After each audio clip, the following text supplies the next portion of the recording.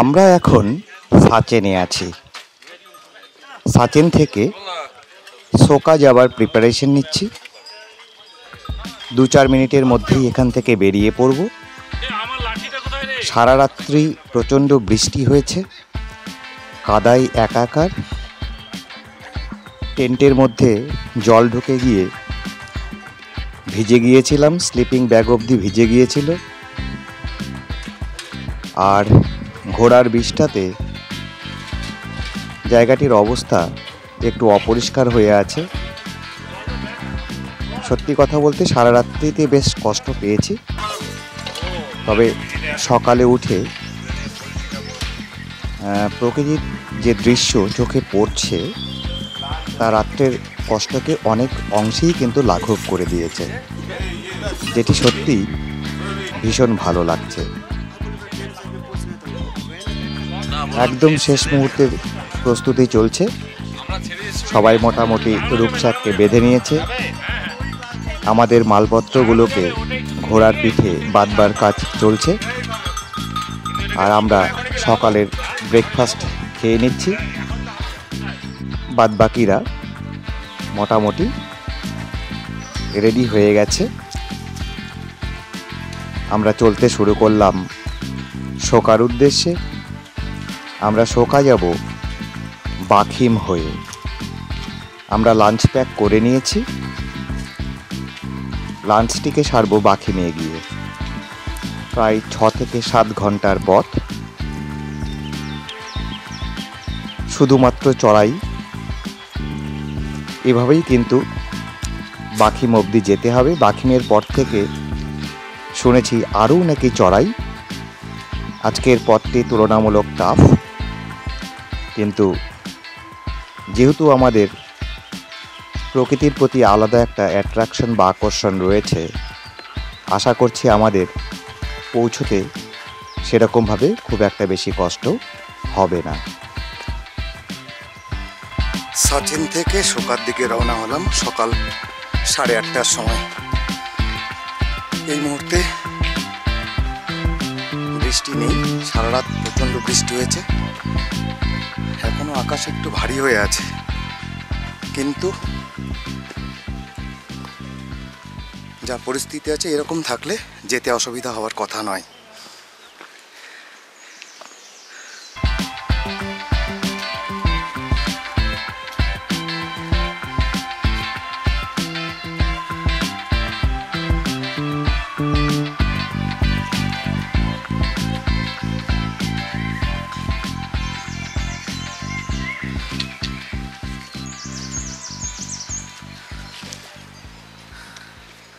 ভাই এটা ট্রাই করতে পারো।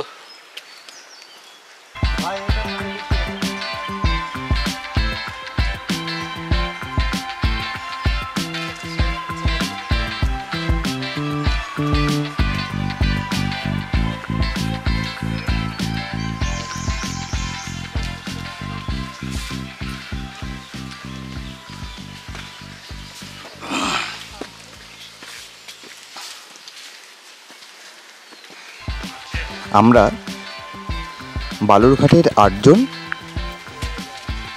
আমাদের বড়ালদা, আমাদের আর এক ভাই, এই 10 জন, আর 2 জন বিদেশি পর্যটক, এই 12 জন, প্লাস আমাদের সাপোর্টিং যে স্টাফ আছে সবাই মিলে কিন্তু আমরা গুটি গুটি পায়ে সামনের দিকে এগিয়ে চলেছি। রাস্তা কোথাও খুবই খারাপ, আবার কোথাও বেশ ভালো। পথের দুধারে সবুজের আভা যেন মনকে কোথাও কেড়ে নিচ্ছে। চারিদিকে সুন্দর বড় বড় গাছ, ঝোপঝাড়, কাঁটাযুক্ত গাছ, কোথাও বা হালকা রোডোডেনড্রনের ছোঁয়া। সমস্ত কিছু মিলে যেন এক মায়াযুক্ত একটা পরিবেশ সৃষ্টি করেছে। এখনও আকাশের মুখ বেশ ভার, তবুও পথ চলতে কিন্তু কোথাও কোনো অসুবিধে হচ্ছে না। মুশকিল একটাই, ভাবছি যে পথে যদি বৃষ্টি নামে তবে কিন্তু সেটি চলার পথে খানিকটা বাধার সৃষ্টি করতে পারে। গোটা আকাশ মেঘে ঢেকে আছে, চারিদিকে মেঘগুলো জমে আছে। মাঝে মাঝে বুঝতে অসুবিধা হচ্ছে যে সেইগুলো কুয়াশা নাকি মেঘ, কিন্তু এই বৃষ্টির মধ্যে সবুজের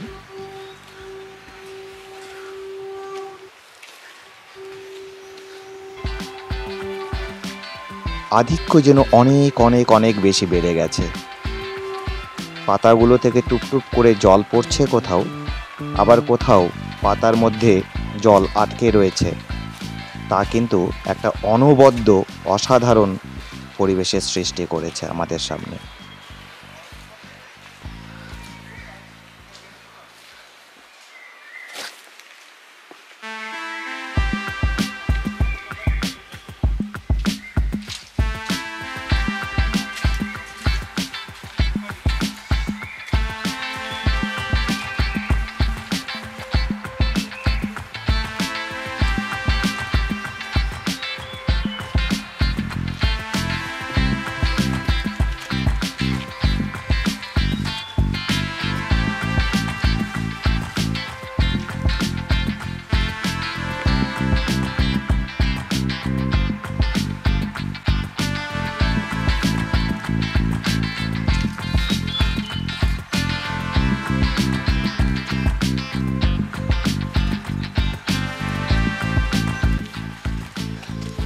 যে পথে আমরা চলেছি সেটি শুধুই পাথর দিয়েই তৈরি। হ্যাঁ, এমন নয় যে হাঁটা যাচ্ছে না, বেশ খানিকটা চওড়া রয়েছে বটে, তবে যেহেতু পথ প্রায় গোটাটাই উঁচুর দিকে, টোটালটাই হাইকিং, ফলে চলতে একটু অসুবিধে হচ্ছে। তবে এখানে রাস্তার প্রশস্ততা কিন্তু না হাঁটবার মতো নয়। একদিকে রাস্তা খারাপের জন্য গভীর খাদ আর অন্যদিকে পাহাড় উপরের দিকে উঠে গেছে। মাঝখান দিয়ে এই রকম ভাবেই কিন্তু রাস্তা সোজা চলে গেছে। মেনলি মাটি এবং পাথর দুটোই দিয়েই কিন্তু এই রাস্তাগুলো তৈরি হয়েছে। কোথাও কোথাও গাছের যে গুঁড়ি, সেই গুঁড়িগুলোও রাস্তার উপরে পড়ে সেইগুলোকে কিন্তু আলাদা একটা মাত্রা দিয়েছে, নতুন অভিনব একটা রাস্তা তৈরি করতে সাহায্য করেছে। বেশ বড় বড় পাথর, এক কথায় পাথরের চাই বলা চলে, সেই সমস্ত দিয়েও কিন্তু এই রাস্তাগুলো তৈরি হয়েছে।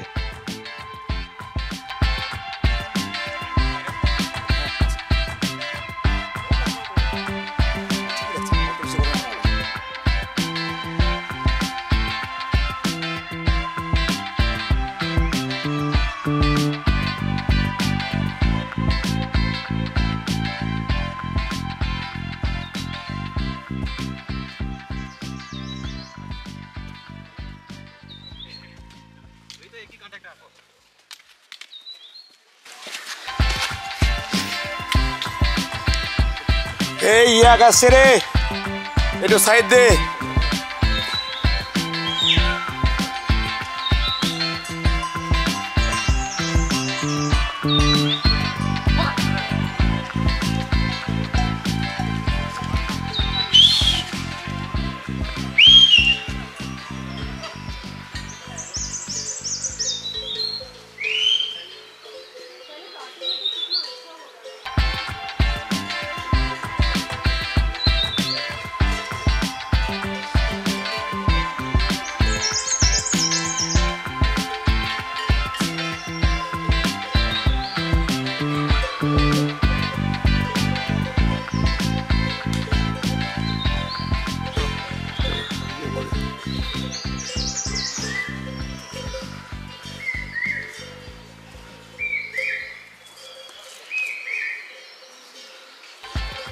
আজকে আমাদের মোট চলার পথের দৈর্ঘ্য প্রায় 8 কিলোমিটার, যদিও একটু বেশি হয়, কিন্তু তথাকথিতভাবে বলা হয় 8 কিলোমিটার।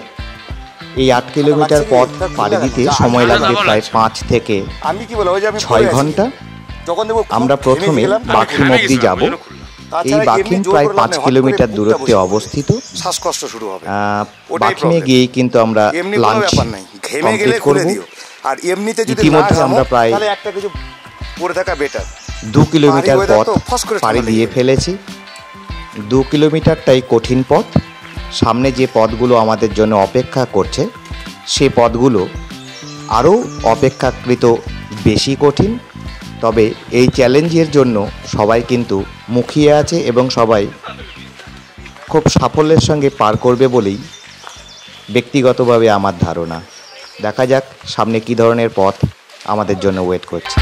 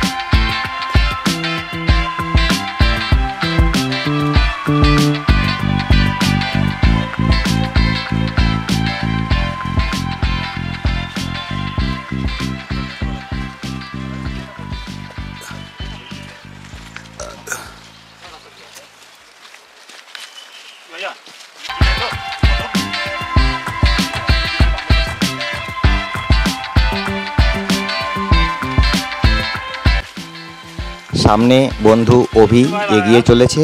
অভির সামনে আছে শুভজিৎ, শুভজিতের সামনে আছে শুভেন্দু, শুভেন্দুর সামনে আছে অভি, তার সামনে আছে বাবলা, বাবলার সামনে আছে আমার আর এক ভাই। অর্থাৎ সবাই কিন্তু মোটামুটি একটা ডিস্টেন্স মেনটেন করে সামনের দিকে এগিয়ে চলেছে। এখান থেকেই কিন্তু অরিজিনালি দেখুন ধসপ্রবণ এলাকা শুরু হয়ে গেল। ভীষণই ল্যান্ডস্লাইডস প্রোন এরিয়া এটি। উপর দিক থেকে অলরেডি বুঝতে পারছি কিছুদিন আগেই হয়তো ল্যান্ডস্লাইডস হয়ে গেছে। মানে উপর দিকটায় তাকালেই কেমন যেন ভয় লাগছে, এই বুঝি ঘাড়ের মধ্যে এসে পাথর পড়ল। একদম সেই পাথরগুলো রাস্তা পার করে, রাস্তা বলতে যা বোঝায় আর কি, ট্রেকিং রুটটা পার করে নিচের দিকে এমনভাবে গড়িয়ে গেছে, একদম অনেকটা নিচের দিকে নদী আছে, সেই নদী অবধি কিন্তু সেই পাথরগুলো ঝুরে ঝুরে পড়েছে। এই জায়গাটি কিন্তু অত্যন্ত ল্যান্ডস্লাইডস প্রোন এরিয়া। যে কোনো মুহূর্তে, বিশেষ করে বৃষ্টির সময়ে এই ধরনের ব্যাপারগুলো ঘটতে পারে। নিচ দিক দিয়ে রাতং নদীর শব্দ হয়েই চলেছে। ভালো লাগছে বেশ, যদিও জংলি গাছের জন্য নদীটাকে দেখা যাচ্ছে না, কিন্তু নদীর শব্দ অনেকটাই জোরে জোরে আমাদের কানে আসছে।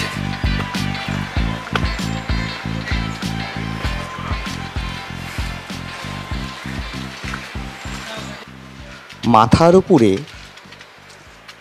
একটি বিরাট পাথর যেন ছাতার উপরে হয়ে আছে, অর্থাৎ ট্রেকিং রুটের উপরটা গোটাটা ছাতার মতো হয়ে আছে। আমরা সেই পাথরটির নিচ দিক দিয়ে কিন্তু ক্রস করছি। এই রকম রাস্তা জেনারেলি স্পিতি ভ্যালিতে যাবার সময় চোখে পড়ে। এখানটায় এসে খানিকটা সময়ের জন্যে এটির সম্মুখীন হয়ে ভীষণ ভালো লাগছে এবং নস্টালজিক হয়ে পড়ছি আগের ভ্রমণের অভিজ্ঞতাগুলোর কথা ভেবে।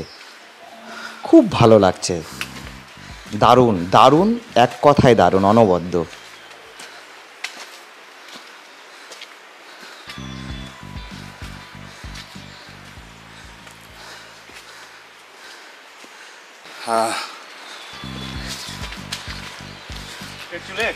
না, নদী একদম বরফের মতো সাদা। হ্যাঁ, মানে ওটা একদমই আলাদা, দুধের মতো।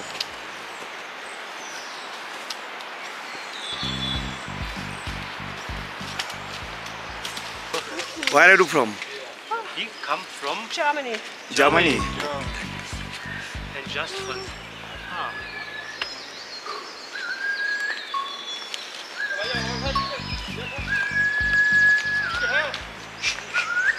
গো গো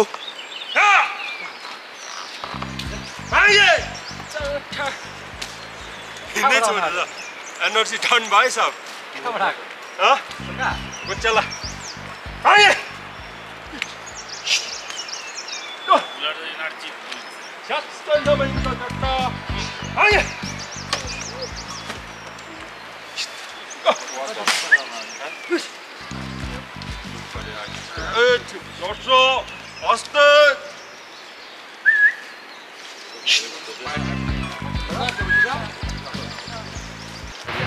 এখান থেকে পেকটু নদীটিকে আমরা দেখতে পাচ্ছি, যদিও অনেকটা দূরে, কিন্তু পেকটু নদীর যে জলধারার শব্দ সেটি কিন্তু অত্যন্ত জোরে আমাদের কানে আসছে। ওয়েট করে আছি যে কখন সেই পেকটু নদীর ওপর দিয়ে আমরা যাব, কারণ পেকটু নদীটিকে অনেক দিন ধরেই মনের কোনো একটা কোণে যেন সযত্নে লালন পালন করছি। যদিও জানি যে এটি অরিজিনাল পেকটু নদী নয়, পেকটু নদীরই একটি জলধারা, যার উপর দিয়ে একটি সাসপেনশন ব্রিজ রয়েছে। সেই সাসপেনশন ব্রিজটিকে ক্রস করতে হবে। এটি কিন্তু গোয়েচালা যাবার পথে 3 নম্বর সাসপেনশন ব্রিজ, এবং মানে এরপর থেকে আর কোনো ব্রিজ বা সাসপেনশন ব্রিজ কোনোটাই ক্রস করা যায় না। ফলে এটি একটি মানে কি বলবো, মনের কোনো কোণে আছে যে কখন এই পেকটুর জলধারার ওপর দিক দিয়ে আমরা সেই সাসপেনশন ব্রিজ ক্রস করব। উপর থেকেই শুধুমাত্র নজর আছে সেই পেকটুর জলধারার উপরে। খুব ভালো লাগছে দেখে, শুধু ভাবছি যে আর কতক্ষণে সেই সাসপেনশন ব্রিজটির উপরে গিয়ে আমরা পৌঁছতে পারব। বেশ খানিকটা এখানে উতরাই, কারণ জানি যখনই কোনো নদী আসবে তখনই নামতে হবে, নদীটি ক্রস করলেই আবার সোজা চড়াই। এটি হচ্ছে ট্রেকিংয়ের নিয়ম। নদী যখনই ক্রস করা তখন একবার নামা, একবার ওঠা। এখানেও একই জিনিস। জানি এখন একটু আরামে নামছি বটে নদীর দিকে, আর দ্বিতীয়ত নদীটিকে ক্রস করব বলে একটা আলাদা উত্তেজনা আছে। সাথে এটাও জানি যেই নদীটি ক্রস হবে, সাসপেনশন ব্রিজটিকে ক্রস করব, তখন কিন্তু ঠিক ততটাই কষ্ট আমাদের জন্য ওয়েট করছে, বিশেষ করে ওঠার ক্ষেত্রে। দেখা যাক।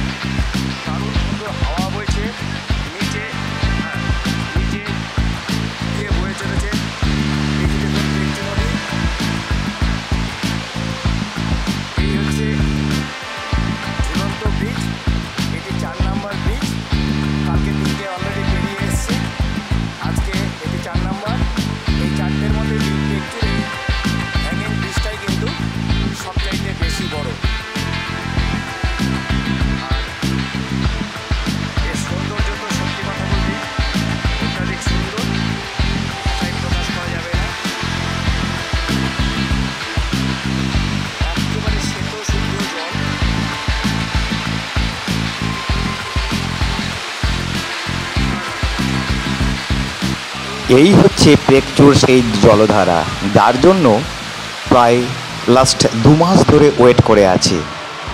আগেই বলেছি যে এটি মেন পেকচু রিভার নয়, পেকচু রিভারেরই একটি অঙ্গ বা একটি অংশ।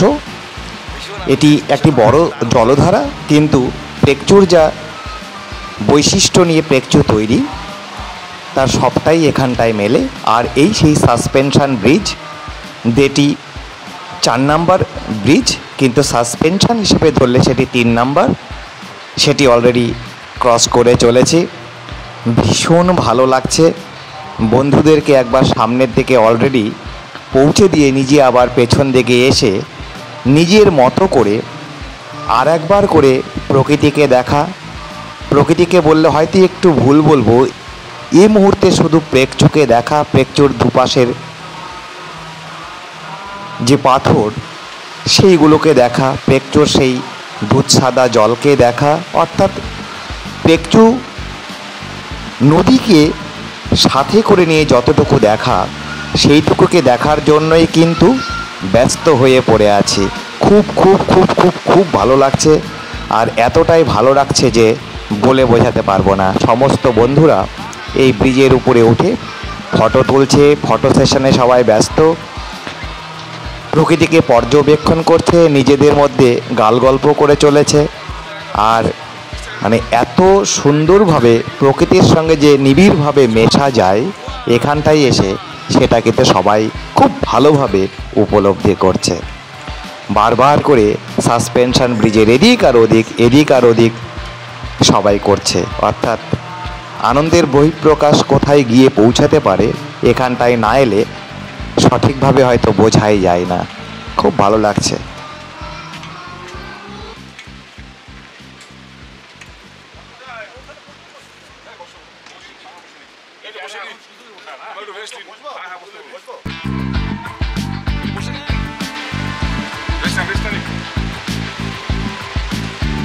এবার শুরু হবে না? এবার শুরু হবে। ট্রেলার শেষ হলো, এখন সিনেমা শুরু না?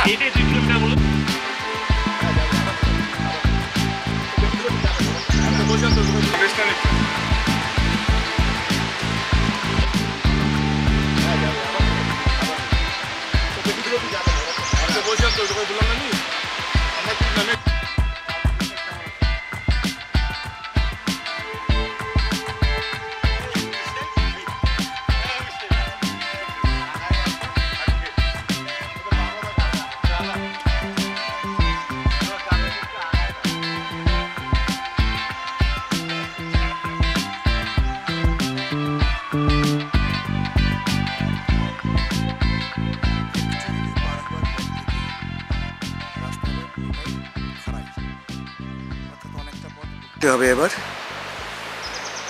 এটা মোটামুটি 2.5 ঘন্টার মতো পথ টানা ওঠা। আমাদের গ্রুপের মধ্যে 2-1 জনের একটু সমস্যা হচ্ছে, বাদবাকি সবাই কিন্তু বেশ সুন্দর করে সামনের দিকে এগিয়ে চলেছে। আর এমনি এখন অবধি সব ঠিকঠাকই আছে। এখন ঘটনা হচ্ছে আজকের দিনটা তো সবাই একটু কষ্ট হলেও উঠে পড়বে আগামীকালকে, কিন্তু অনেকেরই অনেক সমস্যা হওয়ার একটা প্রবাবিলিটি আছে মনে হচ্ছে আমার। যা দেখা যাক কি হয়।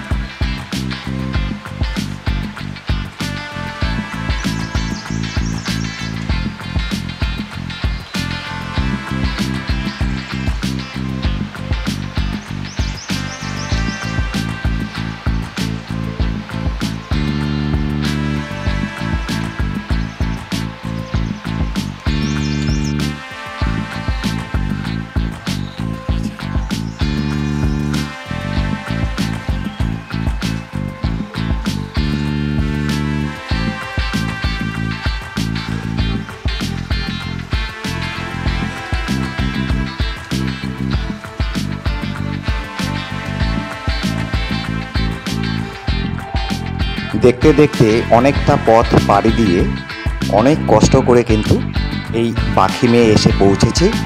বাখিমেই আমাদের লাঞ্চ ব্রেক, এখানটাই আমরা লাঞ্চ সেরে নেব। তার আগে চোখ ভরে কিছুটা প্রাকৃতিক দৃশ্যাবলীকে উপলব্ধি করছি। এত সুন্দর লাগছে যে বলার উপায় নেই, কিন্তু মেঘের ঘনঘটা আছে, চারিপাশটা কেমন যেন মেঘের আবছায়ায় আবদ্ধ। তারপরেও যা দৃশ্যাবলী চোখে পড়ছে এ ঠিক বলে বোঝানোর নয়, শুধুমাত্র উপলব্ধি করা যায় উত্তুঙ্গ পর্বত, গাছপালা, নিচ দিক দিয়ে বয়ে চলা নদী, ছোট ছোট টুকরো টুকরো দুটি একটি ঘর, আর মাঝখানে সমস্ত ট্রেকার্সরা বসে বিশ্রাম নিচ্ছে। এক মায়ামোহ পরিবেশ, দারুণ লাগছে, অত্যন্ত সুন্দর। এখানে একটি মাত্রই এই ট্রেকার্স হাট রয়েছে, যেখান থেকে আপনি চা, কফি, স্ন্যাক্স এই জাতীয় জিনিস নিতে পারবেন। একটু দাম বেশি, তবে বুঝতেই পারছেন এ পথে দামটা কোনো ফ্যাক্টর না। এ পথে টিকে থাকাটাই সবচাইতে বড় কথা।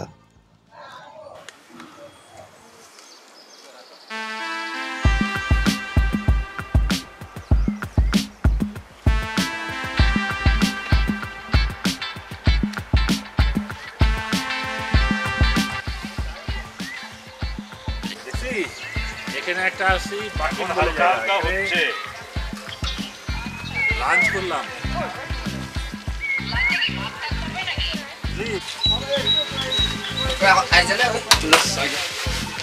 হ্যালো, আমরা এখন বাকিমে আছি। এর হাইট নিয়ার অ্যাবাউট 8500 ফিট। এখানটায় মোটামুটি আমাদের সাচেন থেকে আসতে সময় লাগলো 3.5 ঘন্টা মতো। এবং রাস্তাঘাট মোটামুটি ঠিকই আছে, চলাফেরার যোগ্য, কোনো অসুবিধা নেই, চওড়া রাস্তা। আর প্রাকৃতিক যে দৃশ্যাবলী সেইগুলো কিন্তু খুবই সুন্দর, মানে ভীষণই সুন্দর, ভালো লাগছে বেশ। এখান থেকে আমরা এখন রওনা দেব শোকার উদ্দেশ্যে। শোকাতেই আমাদের আজকে রাত্রিবাস হবে। আর বাদ বাকি যা পথের দৃশ্য দেখাবার চেষ্টা করব। ঠিক আছে। অনেকদিন বাদে বন্ধ হয়ে যাবে কিন্তু।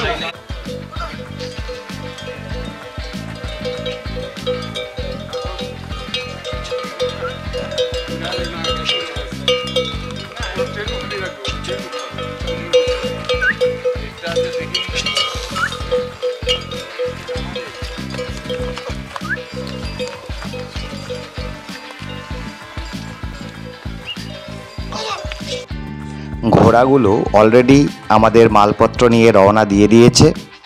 এবার আমাদের পালা। এখান থেকে শোকা প্রায় 2.5 ঘন্টার পথ এবং পুরোটাই কিন্তু চড়াই। তবে এখানটায় এসে যে রিফ্রেশমেন্ট আমরা পেলাম, তাতে এই 2.5 ঘন্টার চড়াই আমাদের কাছে খুব একটা বেশি অসুবিধার হবে বলে আমি মনে করি না। যত ক্লান্তি ছিল সমস্ত কিছু কেটে গেছে এখানকার প্রাকৃতিক যে দৃশ্যাবলী সেই সমস্তগুলোকে দেখে।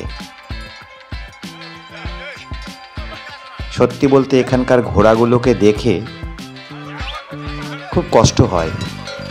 পিঠের মধ্যে কত বোঝা বয়ে নিয়ে চলেছে, গ্যাস সিলিন্ডার, স্লিপিং ব্যাগস, আমাদের ড্রেসপত্র।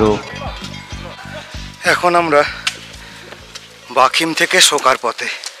2 কিলোমিটার রাস্তা। এই 2 কিলোমিটার রাস্তায় কিন্তু স্টিপ, একদম চড়াই। এখানে কোনো নামানামির আর জায়গা নেই, শুধুমাত্র উঠতে হবে। নিয়ারলি 1000 ফুট মতো আমাদেরকে স্টিপ অ্যাসেন্ডিং করতে হবে। এতক্ষণ একটু উতরাই চড়াই ছিল বটে, কিন্তু এইবার থেকে শুরু হলো শুধুমাত্র স্টিপ অ্যাসেন্ডিং।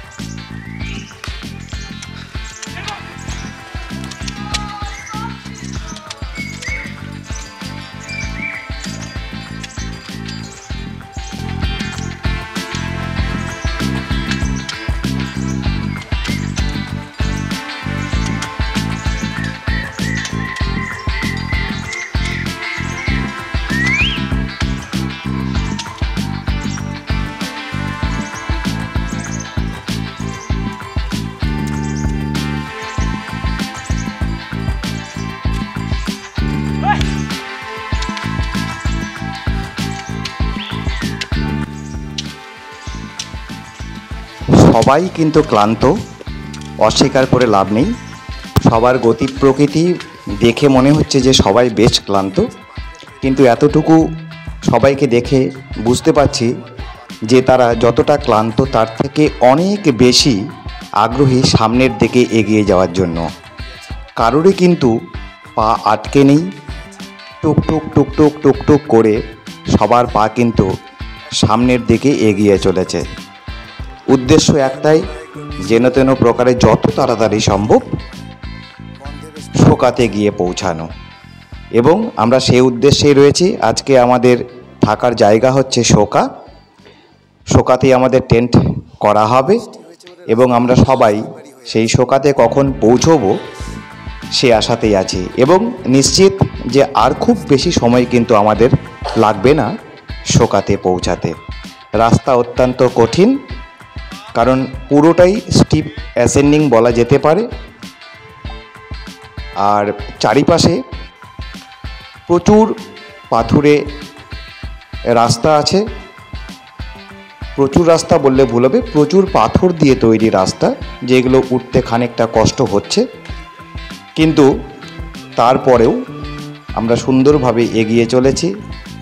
এখন একটু 2 মিনিটের জন্য আরামপ্রদ রাস্তা আমাদের সামনে এসে উপস্থিত হয়েছে, যেটি দেখে আমরা বেশ উৎফুল্ল,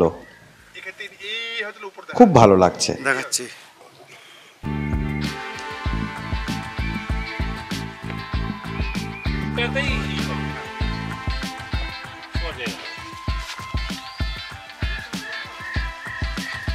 রুম কেমন ওখানে যায় কি বলা করা যেত না? যেমন হবে তেমন থাকবে, রাস্তা বলে দিচ্ছি যাচ্ছে। বিমানটা যে কিভাবে এই মালটা নিয়ে পড়ে আসে আমার কোনো ব্যাপার মনে হচ্ছে না তো। না না, মানে এই রাস্তাটা সত্যি ভালো লাগছে। চৌড়া রাস্তা তো হাঁটতে অসুবিধা নেই। না, রাস্তা ভালো লাগার মতো তত নিচে দেখা যাচ্ছে, আর ডান পাশ কিছু দেখতে হচ্ছে। সেটা তো করতেই হবে, নাহলে তো হোঁচট খাবি।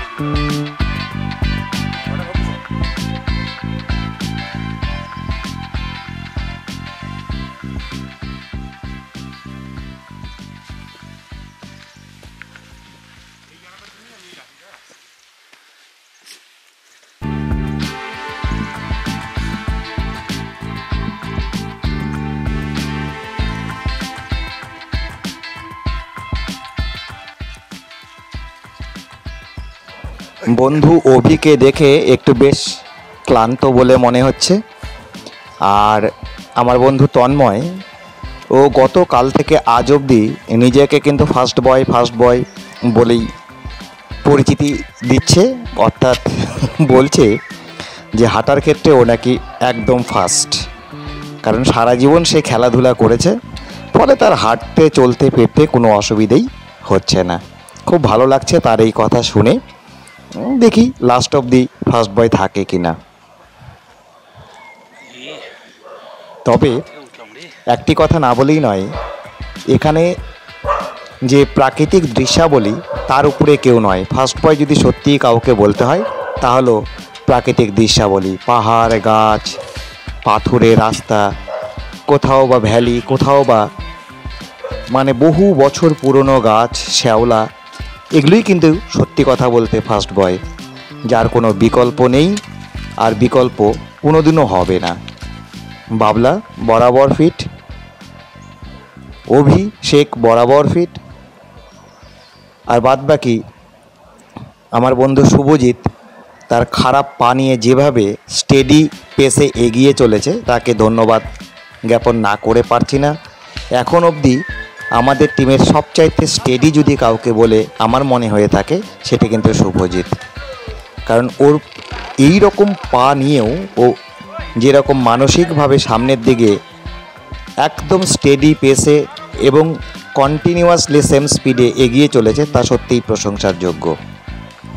দেখুন কি সুন্দর রোডোডেনড্রনগুলো ধরে রয়েছে, প্রত্যেকটা গাছের রাস্তার দুপাশেই লাল রঙের রোডোডেনড্রন। দারুণ সুন্দর লাগছে সেইগুলোকে।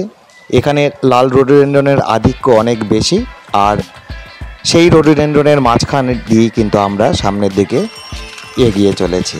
আর সর্বক্ষণের সঙ্গী হচ্ছে আমাদের এই ঘোড়াগুলো, যেইগুলো ছাড়া পাহাড়ের ট্রেক একদমই অসম্পূর্ণ, প্রায় অসম্পূর্ণ বলবো না, 100% অসম্পূর্ণ। কারণ এইগুলো ছাড়া অন্তত গোয়ে চালা ট্রেক পুরোপুরিভাবে বন্ধ হয়ে যাবে। হোয়াইট রেডোডেনড্রন পেয়েছি, এই রকম রেডোডেনড্রনও কিন্তু আছে প্রচুর পরিমাণে এখানটায়। অ্যাট লাস্ট শোকাতে এসে পৌঁছালাম। বলতে কটা বাজে রে? যাক, এবার বাজে অনেক বলতে? পথ চলার পরে আমরা আমাদের শোকার ক্যাম্পে এসে পৌঁছেছি।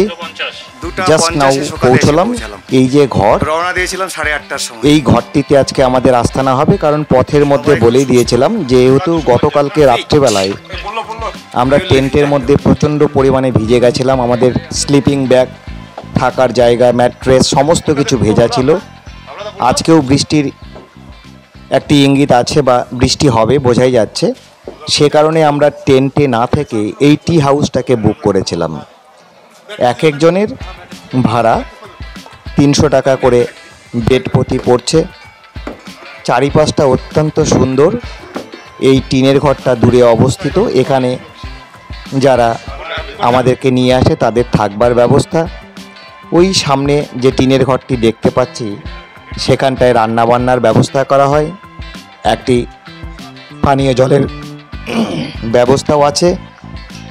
আর আমরা এই যেখানটায় দাঁড়িয়ে আছি সেখানটাতে আমাদের যারা গাইড আছেন তাদের জন্য টেন্ট পাতা হবে। আমাদের জন্য টেন্ট পাততে চেয়েছিল, কিন্তু আমরা বারণ করে দিয়েছি, কারণ বলেছিলাম 2টো ঘর আমাদের জন্য বরাদ্দ হবে। এক একটি ঘরে আমরা 4 জন করে থাকব। প্রত্যেকটি বেডের ভাড়া জাস্ট নাও বললাম যে 300 টাকা করে। তাতে আর কিছু হোক না হোক, অন্তত বৃষ্টির জলের হাত থেকে আমরা নিজেদেরকে মুক্তি দিতে পারবো, সে কারণেই এই সিদ্ধান্ত।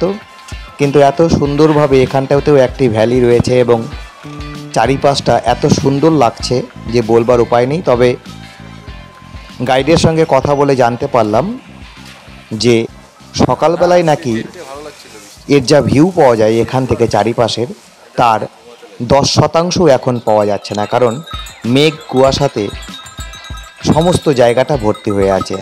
আকাশ যদি ক্লিয়ার থাকে তবেই এখান থেকেই কিন্তু পান্ডিমের সূচনা, মানে পান্ডিমকে দেখতে পাওয়া যাবে।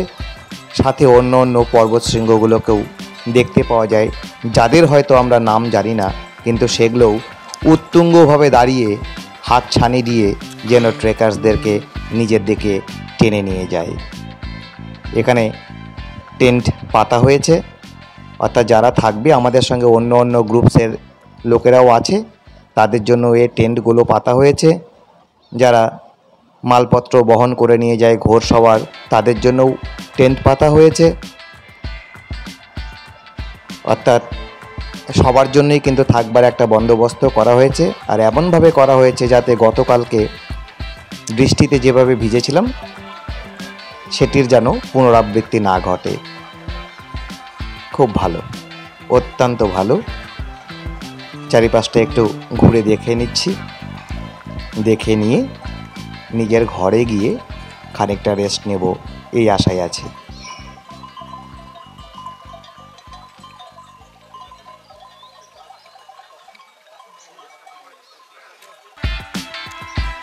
যখন ফোন করলে তখন তুমি কোথায় ছিলে? তখন পৌঁছে গেছিলে?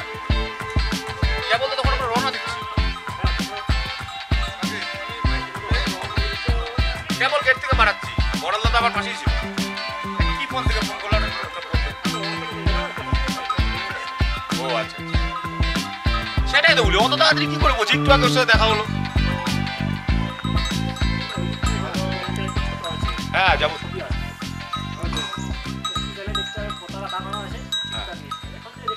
হ্যাঁ পতাকা দেখা যাচ্ছে তো, ওই যে যাচ্ছি ওইদিকে। আজকের দিনের রাত্রিবাস আমাদের এখানেই হচ্ছে। এই পাহাড়ে বড় শোকা থেকে কালকে রওনা দেব জংরির উদ্দেশ্যে।